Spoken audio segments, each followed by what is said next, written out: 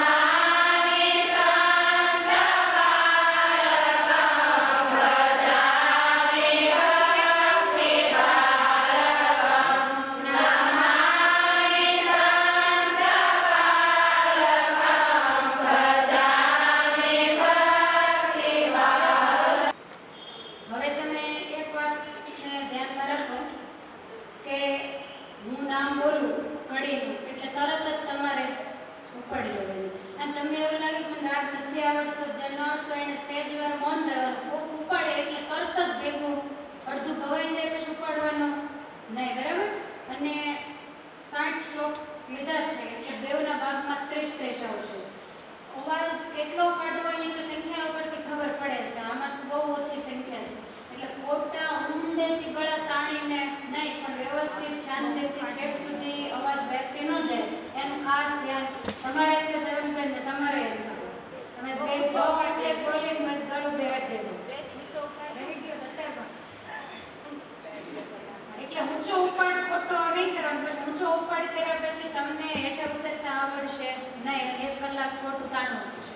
એટલે વ્યવસ્થિત રીતે લેવાનું અને માત્ર ને માત્ર હરિકૃષ્ણ મહારાજને રાજી કરવા અને આપણે જે શીખ્યા છીએ કે ભગવાનને સંભળાવવા માટે છે, બરાબર? બીજો આનો કોઈ ઈશક નથી. ચાલો તો હવે આપણે શરૂ કરશું, બરાબર? પહેલા મોટાથી માંડીએ એટલે પહેલો વારો આવશે બુધવારનો. હર હર ગોપીનાથ.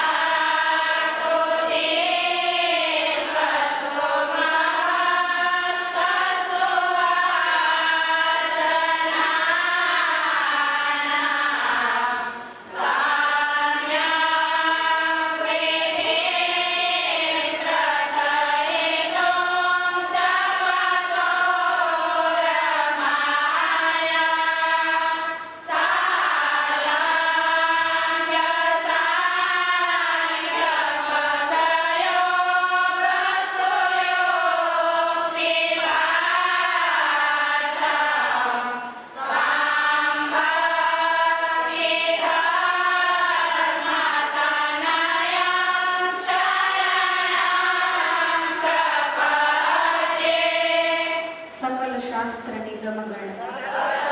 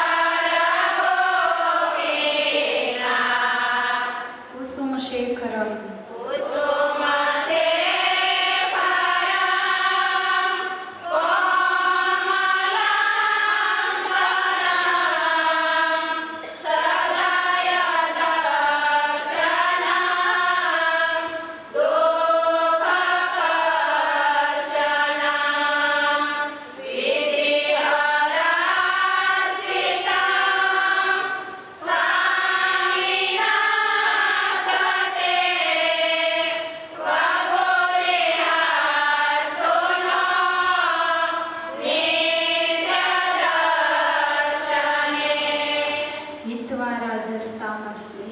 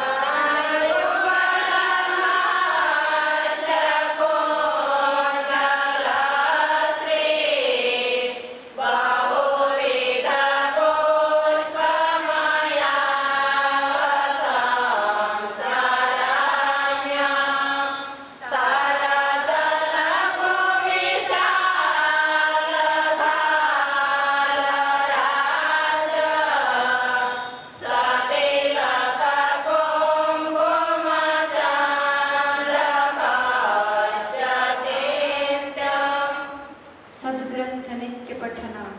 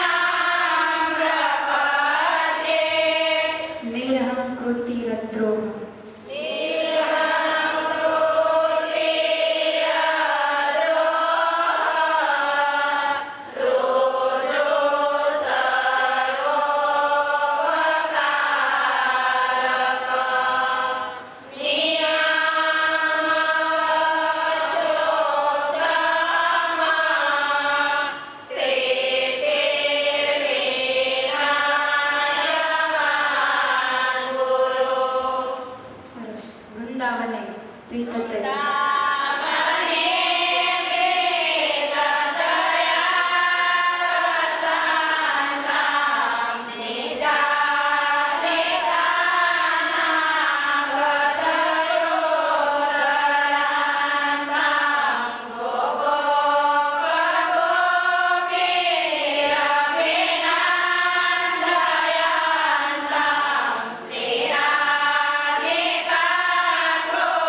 Krishna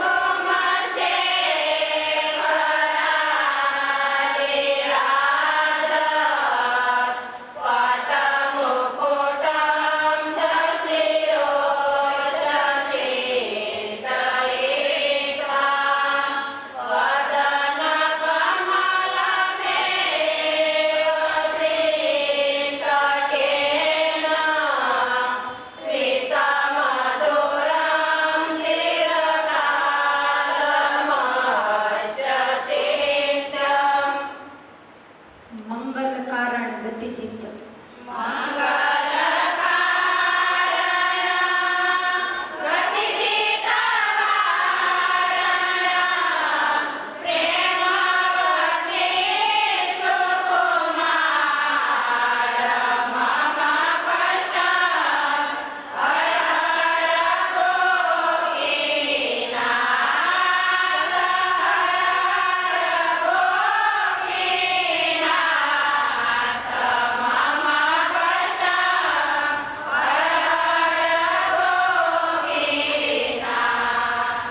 આનંદિતાત્મા વ્રજવાસી.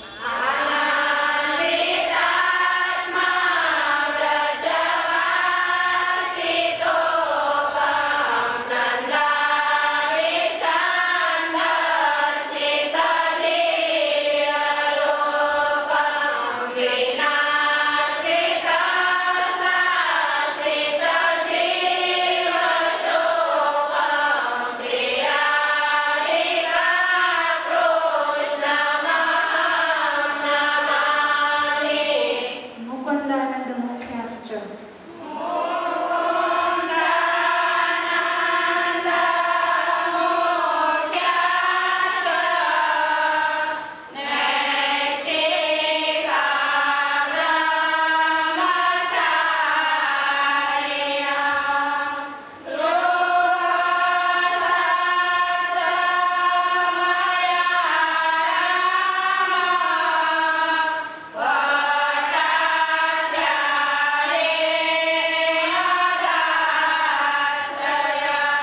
બહિરેક્ષણ લોક માનુષ.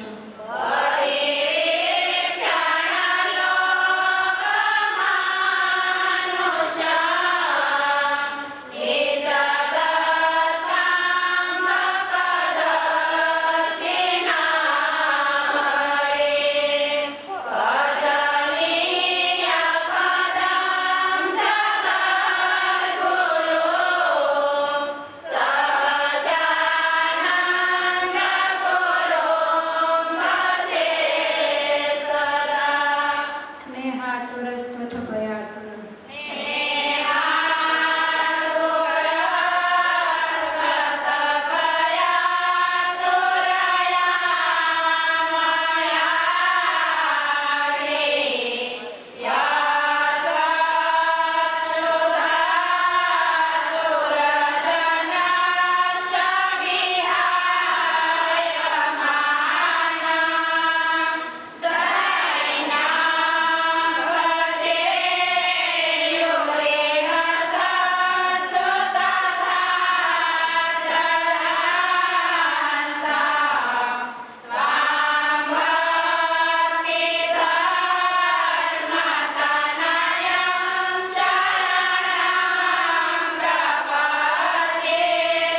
હૃદયરોચનમ બદ્ધમોચનમ.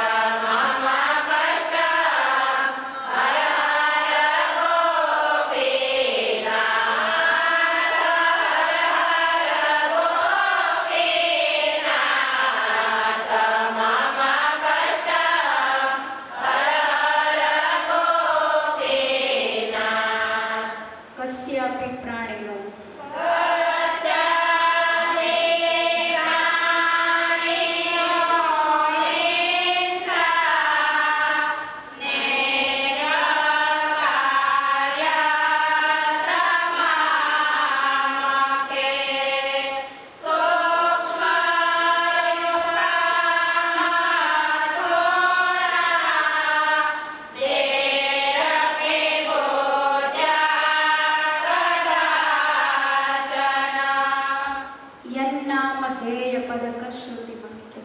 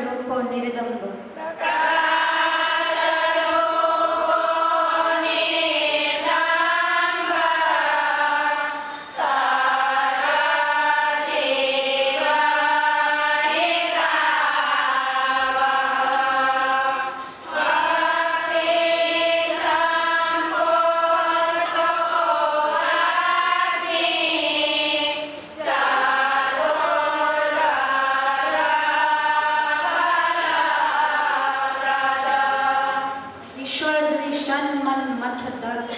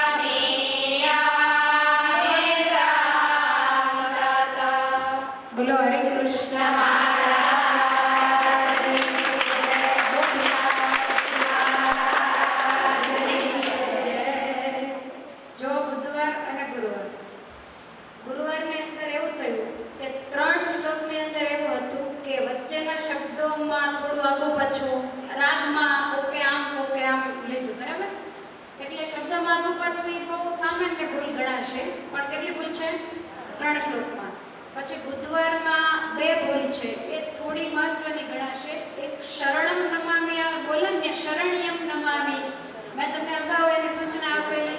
અને તવ નિવાસિતો દુર્ગપત્નમ, નિવાસિતો નહીં, એટલે આની 3 અને તમારી 2, એટલે 2 પલોપલ થઈ ગઈ. ખ્યાલ આવ્યો? મેં ભૂલ બાકી છે,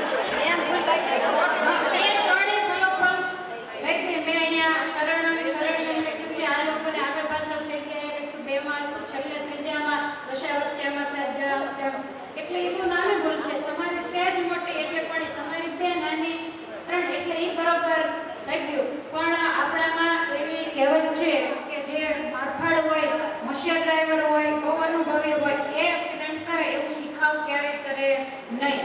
આપણને બીક હતી જનમંગલ સ્તોત્રની. તો સહેલામાં સહેલું અષ્ટક જેને કહી શકાય માનસ ચિંતન, જેની અંદર ક્યારેય ભૂલ ન પડે. પણ બન્યું એવું કે 2 કડી સેમ હતી. ખ્યાલ આવ્યો? કારણ કે ઓલું પુષ્પની જ વાત 2માં આવી. એટલે અર્જુન તમે જુઓ ને તો મહાભારતના રણ મેદાનમાં જ્યારે ગાંડી ઉપર પણસ ચડાવે ને, ત્યારે આજુબાજુમાં રહેનારી સગર્ભા સ્ત્રીઓના ગર્ભ સ્રવી જાય આવો જબર હતો. પણ કાબાએ એને લૂંટી. એમ આજ અમારો અર્જુન લૂંટાઈ ગયો. પહેલો નંબર આપણે ગુરુવાર વાળાને આપશે એટલે કે 3000 બતાવશો.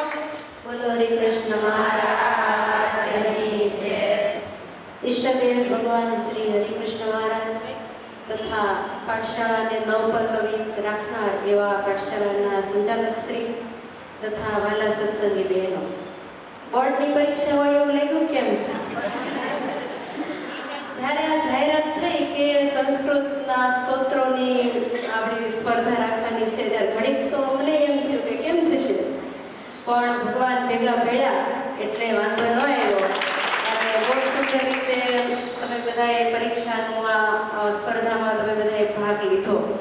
ઘણીવાર યાદ આવે કે એક સમય એવો હતો કે કોઈને નંદસંતોનું એક પણ કીર્તન આવડતું નહોતું, બધા હાથના જોડેલા ગાતા. મને ઘણીવાર 2-3 દિવસથી મને યાદ આવે છે કે હું સાવ નાની હતી અને ચાતુર્માસમાં અહીંયા જ્યારે એકાદશી વડીલ બહેનોને ખબર હશે, એકાદશી જાગરણમાં બધાએ રાસની રમઝટ બોલાવતા અને એ વખતે આપણે લક્ષ્મીબેન દોરડાવાળા અને બધા ગાતા અને એ બધા ગાતા હોય સાંખલડી સાબ સાબ વાગે ભવંતરની મોરલી હૃદયામાં, આ હાથના જોડે હોય ભગવાનનું જ વર્ણન.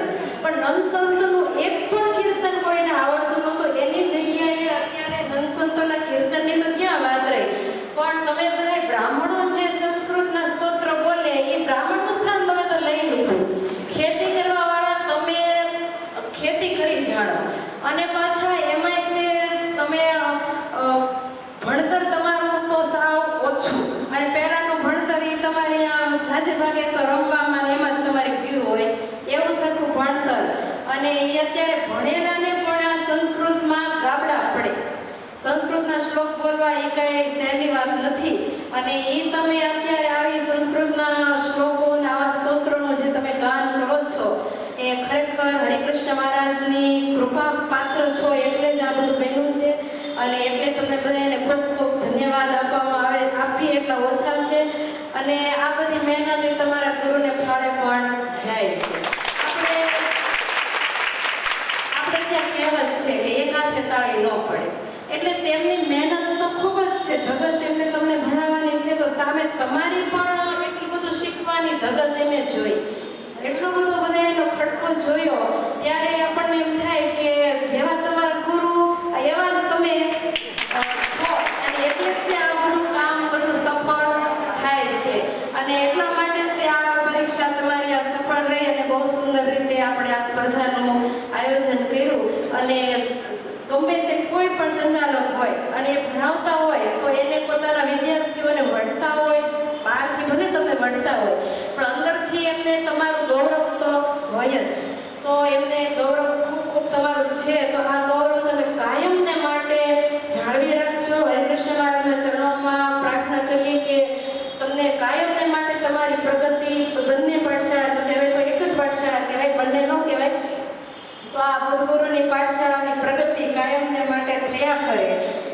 તો આવી રીતે હવે પછીની જે પરીક્ષા ગોઠવાય કીર્તન ભક્તિની, તો એમાં પણ હરિકૃષ્ણ મહારાજ તમને ખૂબ ખૂબ સફળતા અપાવે.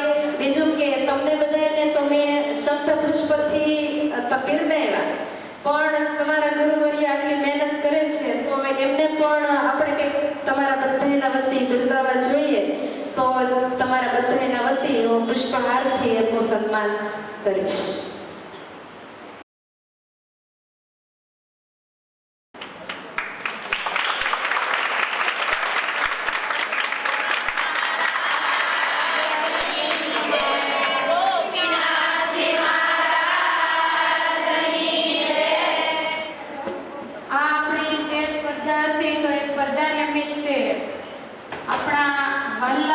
ભૂમાનંદ સ્વામી રોજ સવારે જમોથાળ ધીરજ ગાવ, એ ભૂમાનંદ સ્વામીનો હરિલીલામૃત નામનો ગ્રંથ છે, ગાવાનો અને બિલકુલ વાંચવાનો. સરસ મહારાજની લીલાઓ છે.